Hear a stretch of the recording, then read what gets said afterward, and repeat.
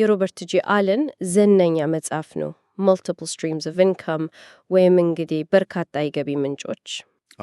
ይሄ መጽሐፍ ያው ብዙዎች የገንዘብ ነፃነትን እንዲያገኙ በተለይ በአንድ ስራ ገቢ ላይ ብቻ ጥገኛ ከመሆን ወጥተው የተለያዩ አማራጮችን እንዲፈጥሩ መንገዶችን ይጠቆማል። ምንጮቻችን እንግዲህ ይሄ መጽሐፍና ከውስጡ የተገኙ ቁልፍ ሀሳቦች ናቸው። በትክክል የመጽሐፉ ዋና መልእክት በጣም ግልጽ ነው።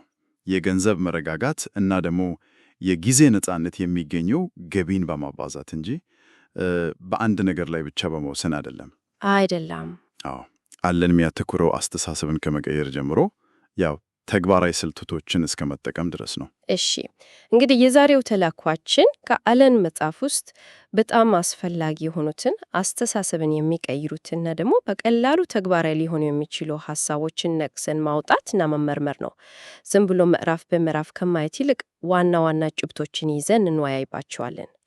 ለመጀመሪያ ያህል አለን ገንዘብን ስለምንመለከትበት መንገድ መሰረታዊ የሆነ ለውጥ አምጡ ይላል። ገንዘብን እንደ ዛር ማየት ይሄ ምን ማለት ነው? በጣም መሰረታዊ ነው የሚመስለው። በጣም መሰረታዊ ነው፣ ግን ደግሞ ወሳኝ የአስተሳሰብ ለውጥ ነው። ሀብታሞች የእያንዳንዱን ገንዘብ የሚመለከቱት በቀላሉ የሚወጣ ወጪ አድርጎ ሳይሆን እምቅ አቅም እንዳለው ዘር ነው። ያው ዘር ዘር ጥንቃቄ ካልተደረገለት ይባከናል። በጥንቃቄ ከተያዘ ግን አድጎ ዛፍ ከዚያም ደን ይሆናል። ልክ ነው። ገንዘብም እንደዚያው ነው። የማደግ የመራባትና የገንዘብ ዛፍ የመፍጠር አቅም አለው የሚል እምነት ነው። ይሄ ገንዘብን ለማባከን ያለንን ፍላጎት ይከንሳል፣ በጥንቃቄ እንድንይዘውና ኢንቨስት እንድናደርገው ያነሳሳናል ማለት ነው። እሺ እነዚህ ላይ ነው እንግዲህ የአልበርት አይንሽታይን ዘነኛ አባባል የሚጠቀሰው የምንጊዜውም ታላቁ የሂሳብ ግኝት ድምር ወለድ ኮምፓውንድ ኢንትረስት ነው ያለው። ያ ዘር እንዲያድግ የሚረዳው ኃይል ነው። በቃ ድምር ወለድ። ይህንን ሐሳብ በተጨዋጭ ለማሳየት በቀን $1 ብቻ በመቆጠብ ሚሊዮነር መሆን ይቻላል የሚል ነገር አለ መጽሐፉ መጀመሪያ አካባቢ። እውነት ለመናገር ሲሰሙት ትንሽ እንዴ ይሄ እውነት ነው ወይ ያስብለን። በቀን $1 መጀመሪያ ሲሰሙት እውነት አይመስልም። ግን ዋናው ቁልፉ ሁለት ነገሮች ላይ ነው፣ ድምር ወለድ እና ቀጣይነት። በየቀኑ ትንሽ ገንዘብ መቆጠብና ኢንቨስት ማድረግ መጠኑ በጣም ትንሽ ቢመስልም ከዓመታት በኋላ በድምር ወለድ አስገራሚ ኃይል ምክንያት ከፍተኛ ሀብት ሊፈጥር ይችላል። ያለ መልእክት ግልጽ ነው። ቀጣይነት፣ ቀን በቀን ቁጥባ፣ ኢንቨስት አድርግ ይላል። አሰልቺ ሊሆን ይችላል፣ ከባድ ሊሆን ይችላል። ምንም አይደለም፣ ዝም ብለህ አድርገው ነው የሚለው። ዋናው ነገር መጀመርና ለማቋረጥ ነው። መዘግየት በተለይ በወጣትነት ጊዜ በቀላሉ ሊፈጠር የሚችለውን ሀብት በእጅጉ ይቀንሳል። ስለዚህ የመጀመሪያው እርምጃ አስተሳሰብን መቀየርና ጥቃቅን የሚመስሉ ቁጠባዎችን በዲሲፕሊን ማስቀጠል ነው። እሺ፣ ከዚያስ? ገንዘብን በአግባቡ ስለመያዝ የሚያነሳቸው 7 አስፈላጊ የገንዘብ ክህሎቶች አሉ። እስኪ የመጀመሪያዎቹ 3ቱ ላይ እናንተኮር። እሺ፣ የመጀመሪያዎቹ 3ቱ በእርግጥ መሰረታዊ ናቸው። ገንዘብን ዋጋ መስጠት value it፣ ገንዘብን መቆጣጠር control it፣ እና ገንዘብን መቆጠብ save it። መቆጠብ? ዋጋ መስጠት ማለት ያንን የዘር አስተሳሰብ መያዝ ነው፣ ቅድም ያልነውን። መቆጣጠር ማለት ደግሞ ገንዘብ ወዴት እየሄደ እንደሆነ በትክክል ማወቅ ነው። አለን ለዚህ አንድ ተግባራዊ ዘዴ ይጠቁማል። ወጪዎችን በ10 ቁልፍ ምድቦች መክፈት። ለምሳሌ መስጠት፣ ቁጠባ፣ ታክስ፣ መኖሪያ፣ የቤት ወጪ፣ መኪና፣ መዝናኛ፣ ኢንሹራንስ፣ ዕዳ፣ ቢዝነስ እያለ ብዙ ናቸው። ይህ ገንዘባችን የት ላይ እንደሚያልቅ በግልጽ ያሳያል። በተጨማሪ የሚሊዮነር ደቂቃ የሚለውን ልምምድ ይጠቁማል። እሺ፣ ደስ ይላል። ምንድን ነው እሱ? ግዢ ከመፈጸማችን በፊት ለ1 ደቂቃ ማሰብ ነው። ማቀድ፣ ቅናሽ መፈለግ፣ ደረሰኝ መውሰድ እና ወጪን መመዝገብ ትንንሽ ነገሮች ናቸው፣ ግን ያ ሚሊዮነር ደቂቃ የሚለው ሐሳብ በጣም አስደሳችው። ትንሽ ውሳኔዎች ድምር ውጤት አላቸው ማለት ነው። ሮክፌለር ለልጆቹ ያስተማረውንም ይጠቀሳል አይደል? በጣም አስፈላጊ ነጥብ ነው። ሮክፌለር ልጆቹን 3 ነገሮች እንዳስተማረ ይነገራል። 1 ገንዘብ እንዲያገኙ እንዲሰሩ ማለቴ ነው። 2 ካገኙት 10% ለበጎ አደራጎት እንዲሰጡ። 10% ደግሞ እንዲቆጥቡ። 3 ለእያንዳንዱ ሳንቲም ወጪ ተጠያቂ የሆኑ። ይሄ ከልጅነት ጀምሮ የገንዘብ ዲስፕሊን የመገንባት ሐሳብ ነው። ሶስተኛው ክህሎት እንግዲህ መቆጠብ ሴቪት ሲሆን ይሄም በቀላሉ ከምናገኘው ገቢ የተወሰነውን ክፍል በቋሚነት ለወደፊት ኢንቨስትመንት ማስቀመጥ ነው። እሺ፣ ስለዚህ አስተሳሰብን አስተካከልናል፣ ገንዘባችንን መቆጣጠር ጀመርናል፣ እየቆጠብንም ነው። ቀጣዩ ትልቅ ሐሳብ ስለ ገቢ አይነቶች ይመስለኛል። ቀጥተኛ ገቢ ሊኒየር ኢንካም እና ቀሪ ገቢ ሪዚጁዋል ኢንካም ይላል። ልዩነቱ ምንድን ነው እና ለምንስ አስፈላጊ ነው? ይሄ በጣም ወሳኝ ልዩነት ነው። ቀጥተኛ ገቢ ማለት ያው ሰርተን የምናገኘው ነው። ጊዜያችንን ወይም ጉልበታችንን ስንሰጥ የምናገኘው ክፍያ። ለምሳሌ የሰራተኛ ደሞዝ። ልክ ነው። መስራት ስናቆም ገቢውም ይቆማል። በአንጻሩ ቀሪ ገቢ ማለት መጀመሪያ ላይ ስራ ከሰራንበት ወይም ኢንቨስት ካደረግንበት ነገር በኋላም ቢሆን ገቢ ማስገኘቱን የሚቀጥል ነው። ኦኬ። ለምሳሌ የመጽሐፍ ሽያጭ ሮያልቲ፣ የፈጠራ ሥራ ገቢ፣ የሪል ስቴት ኪራይ፣ የኢንቨስትመንት ትርፍ፣ ብዙ ነገር ሊሆን ይችላል። ገባኝ። እና አለን እንደሚለው የሀብታሞች ምስጢር ብዙ ገንዘብ ስላላቸው ሳይሆን ብዙ የጊዜ ነጻነት ስላላቸው ነው። ዋው! ቀሪ ገቢ የጊዜ ነጻነትን ይሰጣል። ምክንያቱም ገቢ ለማግኘት የግድ እኛ በቦታው መገኘት አይጠበቅብንም።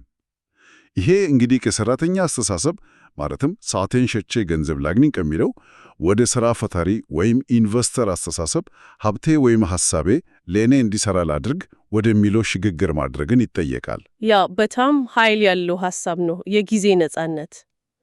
እናም ይህንን ለማሳካት የተለያዩ የገቢ ምንጮች ያስፈልጋሉ እያለ ነው። እዚህ ላይ ነው የመኒ ትሪ ቀመር የሚመጣው።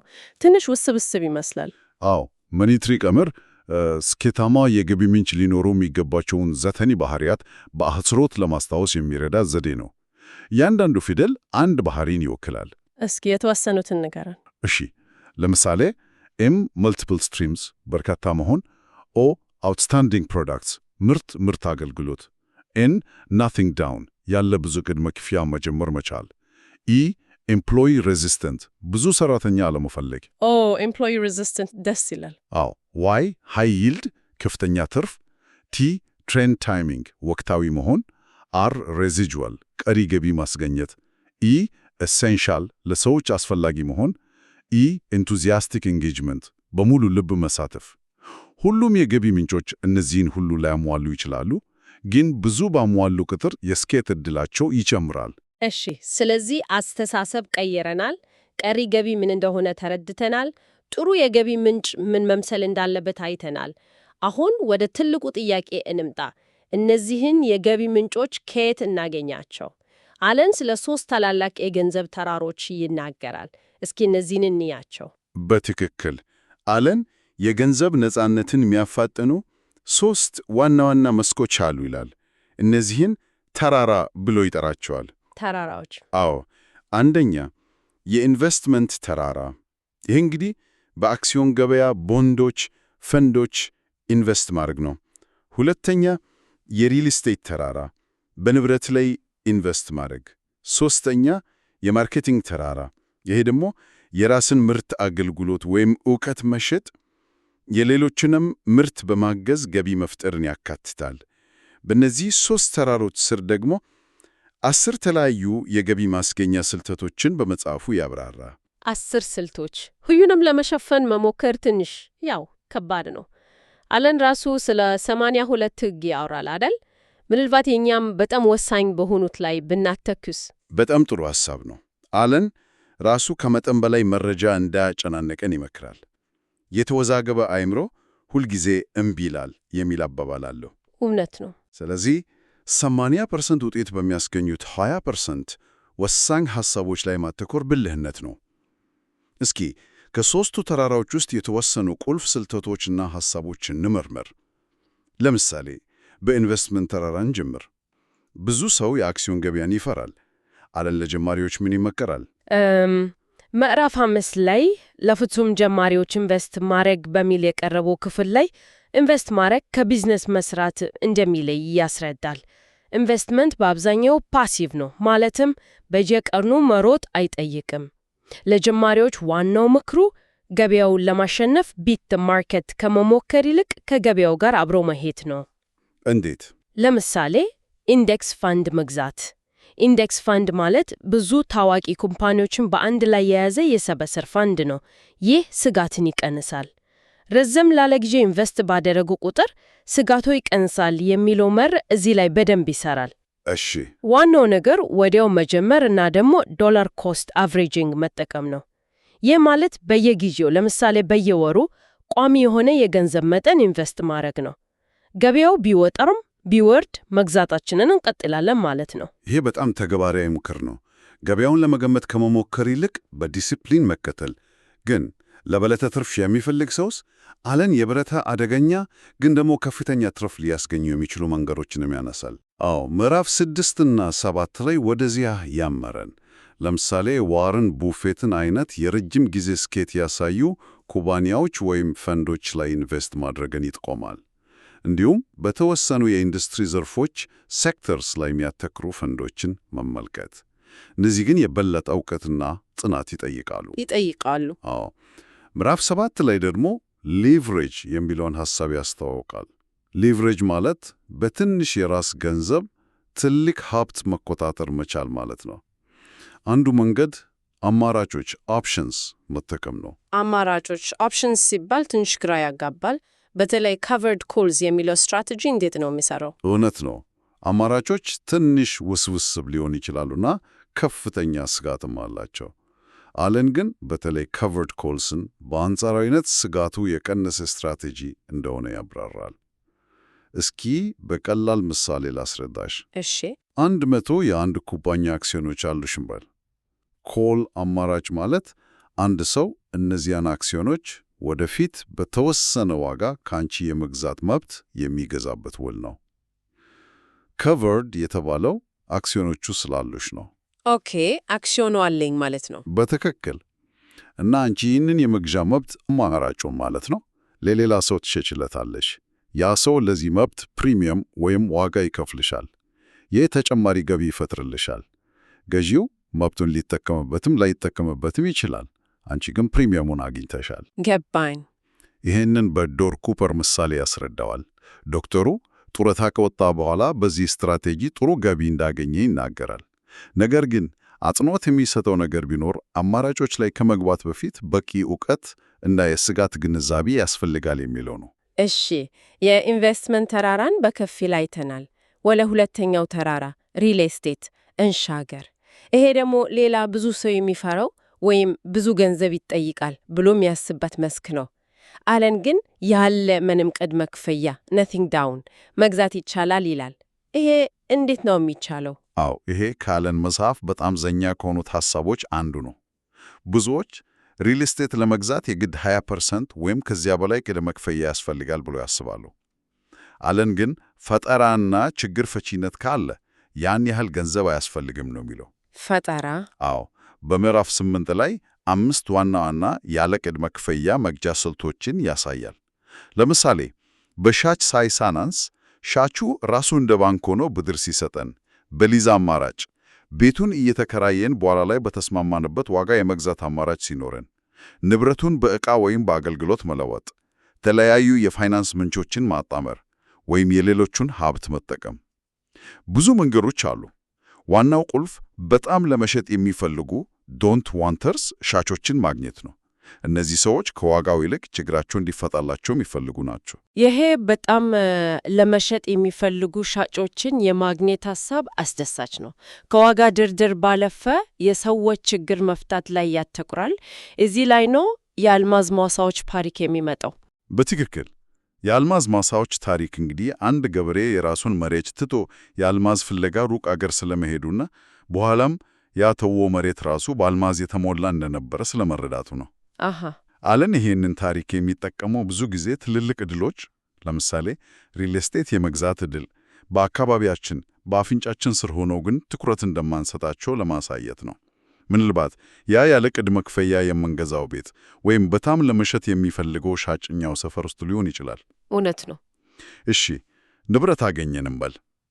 ከዚያስ በአጭር ጊዜ ትርፍ ማግኘት ላይ የሚያተኩሩ እንደ ፍሊፒንግ እና ፎርክሎዥር ያሉ ስልቶች አሉ። አዎ ምዕራፍ ነጥሱን እነዚህን ይመለከታል። ፎርክሎዥር ማለት በብድር ወይም በታክስ ዕዳ ምክንያት በመንግስት ወይም በአበዳሪ ተቋም የሚወርሱ ንብረቶች ናቸው። እነዚህ ንብረቶች ብዙውን ጊዜ ከገበያ ዋጋ በታች ስለሚሸጡ ጥሩ የግዢ ዕድል ሊፈጥሩ ይችላሉ። ኦኬ። ፍሊፒንግ ደግሞ ንብረትን በፍጥነት ገዝቶ አስፈላጊ ከሆነ ትንሽ አሻሽሎ ወይም ሳያሻሽሉ በአጭር ጊዜ ውስጥ ለትርፍ መሸጥ ነው። እነዚህ ስልቶች የበለጠ አክቲቭ ናቸው፣ ማለትም ብዙ ክትትልና ስራ ይጠየቃል። አለን እዚህ ጋም ብዙ ችግሮችን በፈታን ቁጥር ብዙ ገንዘብ እንሰራለን የሚለውን መርህ ያነሳል። ችግር መፍታት፣ አዎ፣ የተበላሸን ቤት ማስተካከል፣ የፎርክሎዥር ሂደትን ማፋጠን፣ እነዚህ ሁሉ ችግር መፍታት ናቸው። ምዕራፍ 10 ላይ ደግሞ ሪል ስቴት ሱፐርቻርጀር በሚል 10 ተጨማሪ ስልቶችን ይጠቅሳል። ሁሉንም ባንዘረዝርም አንዳንድ ምሳሌዎችን ልትሰጠን ትችላለህ? በእርግጥ ዋናው ሐሳብ ሪል ስቴትን በተለያዩ መንገዶች መጠቀም መቻል ነው። ለምሳሌ ሆልሴሊንግ፣ ንብረትን ከገበያ በታች ገዝቶ ምንም ሳያሻሽሉ ለሌላ ኢንቨስተር በፍጥነት መሸጥ። ፊክስ አፕ፣ የተጎዳ ንብረት ገዝቶ አሻሽሎ መሸጥ ወይም ማከራየት። ሱፐር ካሽ ፍሎ፣ የኪራይ ገቢን በተለያዩ መንገዶች መጨመር። ራፒድ ሞርጌጅ ሪዳክሽን፣ የብድር ክፍያን በማፋጠን ንብረቱ በፍጥነት ከዕዳ ነፃ እንዲሆን ማድረግ። ፍሊፕ ፎር ካሽ ፍሎ፣ ብዙ አሉ። ብዙ ናቸው። አዎ፣ የሳንድራ ምሳሌ በመጠቀም አንዲት ሴት $15,000 ኢንቨስትመንት ብቻ ተጠቅማ በ10 ዓመት ውስጥ $131,000 በላይ እንዴት እንዳተረፈች ያሳያል። ይህም ያሳየው የተለያዩ ስልቶችን በማጠማመር ከፍተኛ ውጤት ማምጣት እንደሚቻል ነው። በጣም ጥሩ። እስካሁን በኢንቨስትመንትና ሪል ስቴት ተራሮች ላይ ቆይተናል። ወደ ሶስተኛው ተራራ ማርኬቲንግ እንሂድ። ይህ ትንሽ ሰፋ ያለ ይመስላል። የአእምሮአዊ ንብረትን ኢንተሌክቹዋል ፕሮፐርቲ ስለመጠቀም ያወራ። ኢንፎፕረነሪንግ እና ላይሰንሲንግ የሚሉ ሐሳቦች አሉ። ኢንፎፕረነሪንግ ምንድን ነው? ኢንፎፕረነሪንግ ማለት በቀላሉ መረጃን ወደ ገቢ ምንጭነት መቀየር ማለት ነው። ምዕራፍ 13 ላይ ያለን ማንኛውም ሰው ያለው ዕውቀት፣ ልምድ ወይም ክህሎት ጥሩም ይሁን መጥፎ ለሌሎች ጠቃሚ ሊሆን ስለሚችል ወደ ቢዝነስ ሊቀየር ይችላል ይላል። ማንኛውም ሰው? አዎ። እንዴት ምግብ መብሰል እንደሚቻል፣ እንዴት አትክልት መንከባከብ እንደሚቻል፣ እንዴት ከዕዳ መውጣት እንደሚቻል፣ እነዚህ ሁሉ የመረጃ ምርቶች ሊሆኑ ይችላሉ። መጽሐፍ መጻፍ፣ ሴሚናር መስጠት፣ ኦንላይን ኮርስ መፍጠር፣ ዌብሳይት ማዘጋጀት፣ እነዚህ ሁሉ የመረጃ ቢዝነስ መንገዶች ናቸው። በአንድ የክላሲፋይድ ማስታወቂያ ከሀብት አንድ እርምጃ ርቀሃል ይላለን። ያ ማለት ቀላል በሚመስል መንገድ መጀመር ይቻላል። የሲንዲ ካሽማንና የስታም ሚለር ምሳሌዎችንም ይጠቅሳል አይደል? እነሱ ምን ነበር ያደረጉት? አዎ፣ በጣም አስገራሚ ምሳሌዎች ናቸው። ሲንዲ ካሽማን ወንዶች ስለ ሴቶች የሚያውቁት ሁሉ የሚል መጽሐፍ አሳትማለች። መጽሐፉ ግን ሙሉ በሙሉ ባዶ ገጾች ነበሩት። ባዶ ገጽ? አዎ፣ ይሄ በቀልድ መልክ ቢሆንም ከፍተኛ ሽያጭ አስገኝቶላታል። የስታም ሚለር ታሪክ ደግሞ በአጋጣሚ የጀመረው ነው። እሱ ለራሱ የመጽሐፍ ሐሳቦችንና ጥቅሶችን ይሰበስብ ነበር። አንድ ቀን አንድ አጣሚ ድርጅት ቢሮ ገብቶ ስለ እነዚህ ሐሳቦች ሲያወራ አንዱ ሠራተኛ ይህንን ለምን አታሳተመውም ብሎ ይጠይቀዋል። እሱ ማሳተመውና በጣም ተሸጠለት። ይህ የሚያሳየው ብዙ ጊዜ የራሳችንን ዕውቀት ወይም የሰበሰብነውን መረጃ ዋጋ አናውቅለትም የሚለውን ነው። በጣም አበረታች ነው። ላይሰንሲንግ፣ ይሄ ደግሞ እንዴት ነው የሚሰራው? ላይሰንሲንግ ያው ምዕራፍ 14 ላይ ያለው ደግሞ የሌለ ፓሲቭ የሆነ የአእምሯዊ ንብረት ገቢ መንገድ ነው። ይሄ ማለት የራስን ሐሳብ፣ ፈጠራ፣ ዲዛይን፣ ብራንድ ወይም የፈጠራ መብት ፓቴንት ሌሎች እንዲጠቀሙበት ፈቃድ በመስጠት ገቢ ማግኘት ነው። እኔ ራሴ ሳልሰራ? በትክክል። አንተ ራስህ ምርቱን ማምረት፣ ማከፋፈል ወይም መሸጥ አይጠበቅብህም። ሌሎች ያንን ያደርጉና ለአንተ ከሽያጩ ሮያሊቲ ይከፍሉሃ። አለን የዲዝኒን ምሳሌ ያነሳል። ሚኪ ማውስን በቲሸርት፣ በሷ፣ በአሻንጉሊት ላይ እንዲታተም ፈቃድ በመስጠት ከፍተኛ ገቢ ያገኛሉ። እውነት ነው። ማይክሮሶፍትንም ይጠቀሳል። ቢል ጌትስ ገና መጀመሪያ ላይ ዶስ የተባለውን የኮምፒውተር ስርዓተ ከሆነ ለአይቢኤም ላይሰንስ በማድረግ ነው መሠረት የጣለው። አለን ላይሰንሲንግ የመጨረሻው የሌቨሬጅ አይነት ነው። ከአእምሮ ሐሳብ እስከ የሕይወት ዘመን ገቢ ድረስ ያለው ፈጣኑ ቀላሉና አጭሩ መንገድ ነው ይላል። ስለዚህ ሐሳብ ብቻ ካለህም ገቢ መፍጠር ትችላለህ ማለት ነው። ከአእምሯዊ ንብረት በተጨማሪ ሌሎች በመጽሐፉ የተጠቀሱ ግን ብዙም ያልተለመዱ የገቢ ምንጮች አሉ። ለምሳሌ ስለ ታክስ ሊየንስ ሰርቲፊኬትስ እና ኔትወርክ ማርኬቲንግ ምን ማለት ይቻላል? አዎ፣ እነዚህም ሌሎች አማራጮች ናቸው። ምዕራፍ 11 ላይ ታክስ ሊየን ሰርቲፊኬት ይነሳል። ይህ ማለት አንድ ሰው የንብረት ታክሱን ሳይከፍል ሲቀር መንግሥት ያንን ያልተከፈለ ታክስ ለመሰብሰብ በንብረቱ ላይ መያዣ ሊየን ያስቀምጣል። ከዚያም ይህንን መያዣ ለመሸፈን የሚያስችል ሰርቲፊኬት ለኢንቨስተሮች ይሸጣል። ኢንቨስተሩ ምን ያደርጋል? ኢንቨስተሩ ያንን ሰርቲፊኬት ሲገዛ ለመንግሥት ገንዘቡን ይከፍላል። የንብረቱ ባለቤት በኋላ ታክሱን ከነወለዱ ሲከፍል ያ ወለድ ለኢንቨስተሩ ይሄዳል። አለን እንደሚለው ይሄ ከፍተኛ ከ18% እስከ 50% በአንዳንድ ቦታዎች እና በአብዛኛው የተረጋገጠ ወለድ ሊያስገኝ ይችላል። ስጋቱ መለስተኛ ነው። ኔትወርክ ማርኬቲንግስ፣ ይህ ብዙ ጊዜ አወዛጋቢ ነው። አለን እንዴት ነው የሚመለከተው? ምዕራፍ 12 ላይ ኔትወርክ ማርኬቲንግን ወይም ኤምኤልኤምን እንደ የመጨረሻው የገንዘብ ማሽን ይገልጸዋል። እዚህ ላይ ሌቭሬጅን በሌላ መልክ ይጠቀማል። የሰዎችን ጥረት ሌቭሬጅ ማድረግ። የሰዎችን ጥረት? አዎ፣ የነዳጅ ዘይት ባለጸጋ የነበረውን የጄ ፖል ጌቲን አባባል ይጠቅሳል። ከራሴ ጥረት 100% ከማገኝ የሚት ሰዎችን ጥረት 1% ባገኝ እመርጣለሁ። የኔትወርክ ማርኬቲንግ ሞዴል የራስን የሽያጭ ቡድን በመገንባት ከነሱ ሽያጭም ኮሚሽን እንድታገኝ ያስችላል። ይህ ከፍተኛ የሆነ ቀሪ ገቢ የመፍጠር አቅም አለው ይላል። ነገር ግን ስኬታማ ለመሆን ጠንካራ ሥራ፣ ጽናት እና ጥሩ የሰዎች ግንኙነት ክህሎት እንደሚጠይቅም ያሰምርበታል። ስለ ኢንተርኔት መጽሐፉ የተጻፈው ትንሽ ቀደም ብሎ ቢሆንም ስለ ኢንተርኔት ኃይል ይናገራል። አዎ፣ ምዕራፍ 15 ላይ ኢንተርኔትን የማይቆም ማዕበልና ትልቅ የገቢ ምንጭ ዕድል እንደሆነ ይገልጻል። በኢንተርኔት አማካኝነት ምርቶችን መሸጥ፣ መረጃ ማቅረቢያው ኢንፎፕሪነሪንግ፣ አፊሊየት ማርኬቲንግ እና ሌሎችንም ማድረግ እንደሚቻል ያሳያል። በወቅቱ የነበሩን ሁኔታ መሠረት አድርጎ ቢጽፈውም መሠረታዊ መርሆቹ አሁንም ይሠራሉ።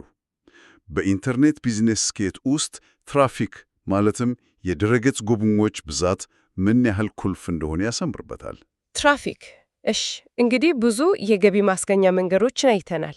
ግን ገቢ መፍጠር ብቻውንም በቂ አይደለም። ያንን ሀብት መጠበቅ ያስፈልጋል። ምዕራፍ 16 ስለ ሀብት ጠበቃ አሴት ፕሮቴክሽን ምን ይላል? ይህ በጣም ወሳኝ ነጥብ ነው። በአሜሪካ በየ30 ሰከንዱ ክስ ይመሰረታል የሚለውን አስደንጋጭ ስታቲስቲክስ በመጥቀስ የፈጠርነውን ሀብት ከሕግ አደጋቦች፣ ከክስ ወይም ከሌሎች ችግሮች መጠበቅ እጅግ አስፈላጊ መሆኑን ያስረዳል። መፍትሄውስ? ዋናው መፍትሄ ንብረቶች በግል ስም ከመያዝ ይልቅ ሕጋዊ ከለላ በሚሰጡ መዋቅሮች ስር ማደራጀት ነው። ለምሳሌ እንደ ውስን ተጠያቂነት ኩባንያ ኤልኤልሲ፣ የቤተሰብ ውስን ሽርክና ኤፍኤልፒ ወይም ሕያው የውክልና ሰነድ ሊቪንግ ትረስት ያሉትን መጠቀም። እነዚህ መዋቅሮች የግል ሀብትን ከቢዝነስ ዕዳዎች ወይም ከሕግ ክሶች ለመለየት ይረዳሉ። አለን ሮም ሁኔታን ካልተቆጣጠርክ ሁኔታ ይቆጣጠርሃል ይላል። ሀብት ጠበቃም የዚህ አካል ነው። እውነትና ይህ ሁሉ የገቢ ምንጭ ፍለጋ እና አስተዳደር ውስጥ ስንገባ ጊዜያችንን እንዴት ነው የምናስተዳደረው? ሕይወትንስ እንዴት ነው የምናመጣጥነው? ብዙ የገቢ ምንጭ መፍጠር ማለት ረፍት ማጣት ማለት እንዳይሆንስ? በጣም ጥሩ ጥያቄ ነው። ምዕራፍ 17 ይህንን ይመልሳል። አለን የ87ው ሕግን በድጋሚ ያነሳል።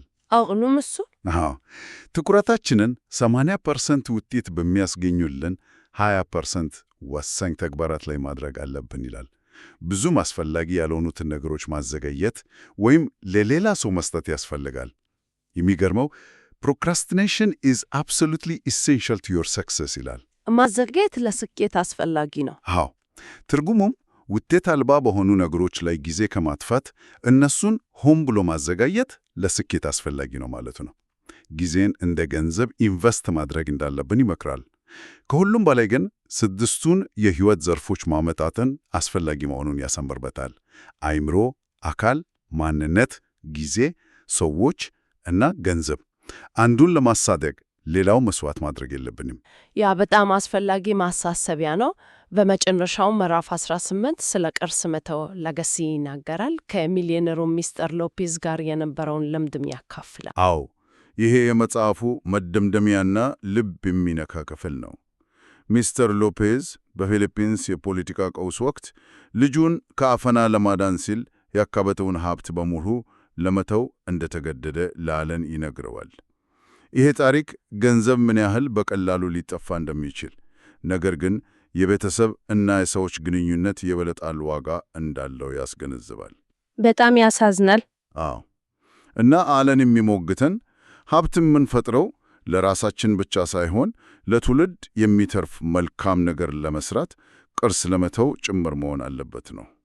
ሀብታም የገንዘብ ዛፍ ደንህን በጥበብ በመምራት አንተ ካለፍክ ከረጅም ጊዜ በኋላም ለብዙ ትውልዶች ፍሬ እንዲያፈራ አድርግ በሚል ሐሳብ ይደመድማል። እንግዲህ ከሮበርት አለን በርካታ የገቢ ምንጮች መጽሐፍ እጅግ በጣም ብዙ ሐሳቦችን፣ ስልተቶችና አስተሳሰቦችን ለመዳሰስ ሞክረናል። ዋናው መልእክት ግልጽ ነው።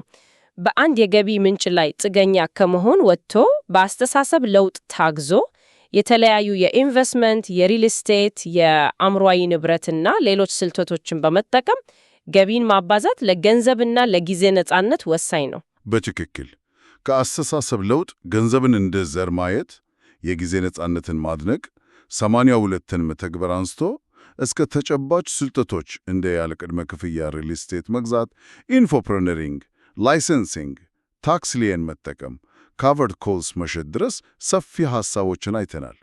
አለን ደጋግሞ የሚያሳስበው ነገር ግን እነዚህ ሐሳቦች መማር ብቻ ሳይሆን መተግበር እና በጽናት መቀጠል አስፈላጊ መሆኑን ነው። እውነት ነው። ለመጨረሻ ጊዜ አድማጮቻችን ይዘውት እንዲሄዱ የምንፈልገው አንድ ሐሳብ አለን ስለ የአልማዝ ማሳዎች ታሪክ ሲናገር ትልቁ የሀብት ምንጭ ወይም ቀጣዩ ትርፋማ የቢዝነስ ሐሳብ ምናልባት እኛ ካለንበት አካባቢ ከራሳችን ዕውቀት ወይም ልምድ ብዙም ሳይርቅ ሊሆን ይችላል። ምናልባት የራሳችን የአልማዝ ማሳ በአፍንጫችን ስር ተቀምጦ እኛ ብቻ እስክናየው እየጠበቀ ሊሆን ይችላል። ያንን ማሰላሰል ጥሩ መነሻ ይመስለኛል።